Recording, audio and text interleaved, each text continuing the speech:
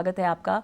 और देखिए यहाँ पर बाज़ार में कुछ खास मूवमेंट नहीं, मेरे ख्याल से सुबह जिस तरह से खुला हुआ है उसी दायरे में घूमता हुआ दिखाई दे रहा है। बताइए, बैंक निफ्टी बहुत ज़्यादा पेन पॉइंट है फ़िलहाल बाज़ार में। कैसे देखते हैं आप इनके अब अहम लेवल्स क्या होंगे? हैवी वेट HDFC से लेके प्राइवेट बैंकिंग काउंटर्स जो कि कमज़ोरी को लीड कर रहे हैं।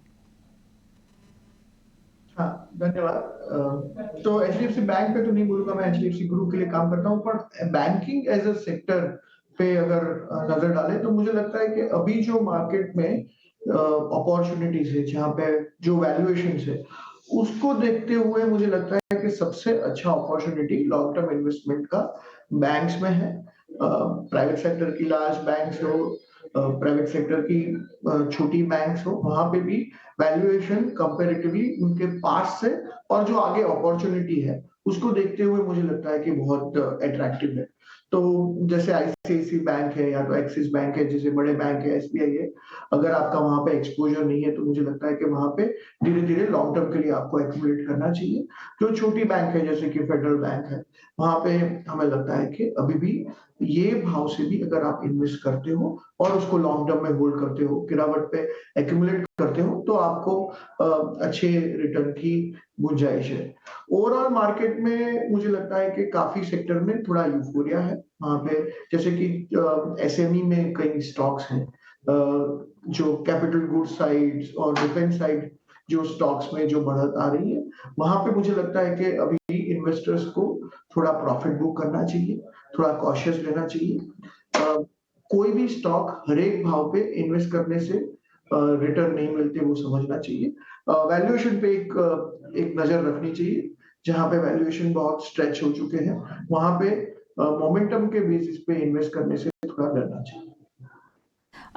दिवश, यहाँ पर टाइटन में हम देख रहे हैं दबाव बना हुआ है, जिस तरह से कंपटीशन इंटेंस होने वाला है। और जो कोटक बैंक की भी रिपोर्ट आई है, मेरे ख्याल से उससे भी एक इम्पैक्ट पड़ा है।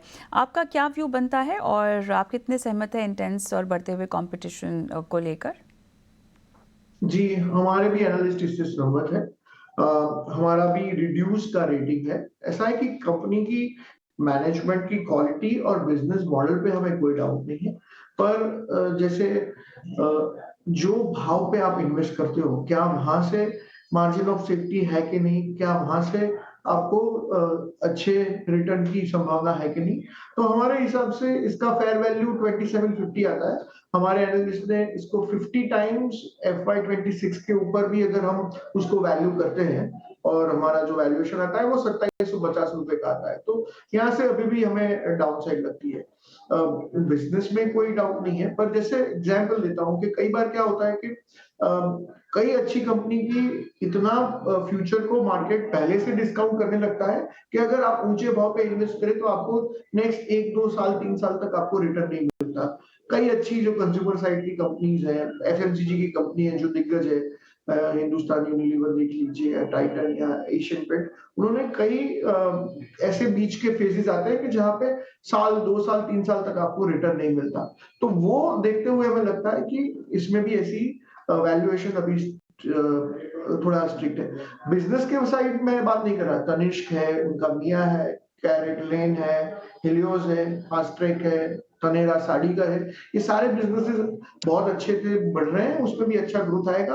और आगे जाके अपॉर्चुनिटी आएगी जब मार्केट में ऐसा करेक्शन आए कि स्टॉक के भाव नीचे आए, तब आप 2750 के आसपास उसको रिव्यू कर सकते हो।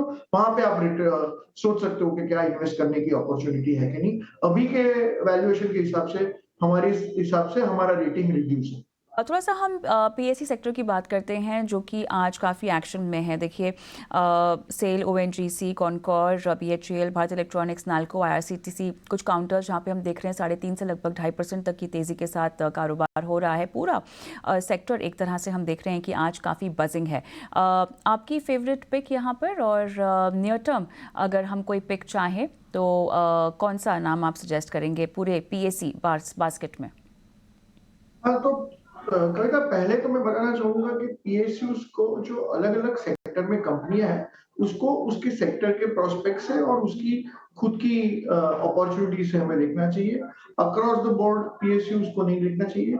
मेरे हिसाब से जैसे अभी डिफेंस के जो कुछ सेक्टर के स्टॉक्स हैं, या जो कोई इंजीनियरिंग की साइड के, कॉन्ट्रैक्टर के, रेलवे के स्टॉक्स है, उसमें मुझे लगता है कि थोड़ा वैल्यूएशन स्ट्रेच हो चुका है। तो मुझे नहीं लगता कि वहाँ पे हमें नया पैसा एलोकेट करना चाहिए। दूसरी तरफ मेटल के साइड्स के जो पीएसयूज़ हैं, जहाँ पे अभी भी मुझे लगता है कि काफ़ी अपॉर्च्युनिटी है। ओवरऑल जो हमारा थीम है, मुझे लगता है कि ये साल डॉलर में वीकनेस रहेगा। जो चाइना अपनी इकोनॉमी को बूस्ट करने के लिए वहाँ पे पैकेजेस देते रहेंगे, ग्लोबली कमोडिटीज़ की प्राइसेज़ ऊपर रहेंगी। तो ऑयल एंड गैस में हमारे पास एक्सप्लोरेशंस की साइड अपस्ट्रीम में कुछ पीएसयूज़ लिस्टेड हैं, या तो फिर जो स्टील की कंपनियाँ हैं, मेटल की कंपनियाँ हैं, माइनिंग की कंपनियाँ हैं, वहाँ पे अभी भी हमें वैल्यूएशन अट्रैक्टिव लगते हैं। वहाँ पे आपको अपॉर्च्युनिटीज़ ढूँढनी चाहिए। जैसे आपने एग्ज़ाम्पल में के तौर पे वहाँ पे नाम लिया, जैसे ओएनजीसी है या तो कोल इंडिया है। वहाँ पे अगर गिरावट आती है, वैल्यूएशन अभी भी अट्रैक्टिव है, थोड़ा गिरावट आए 10-15% की कोई भी मार्केट में करेक्शन आए, तब आपको नीचे के लेवल पे एक्यूमुलेट कर सकते हो। देवर्ष, बहुत बहुत धन्यवाद आपका। इसी के साथ समय निकाला आपने और दर्शकों का मार्गदर्शन किया है। मुझे भी इजाज़त दें।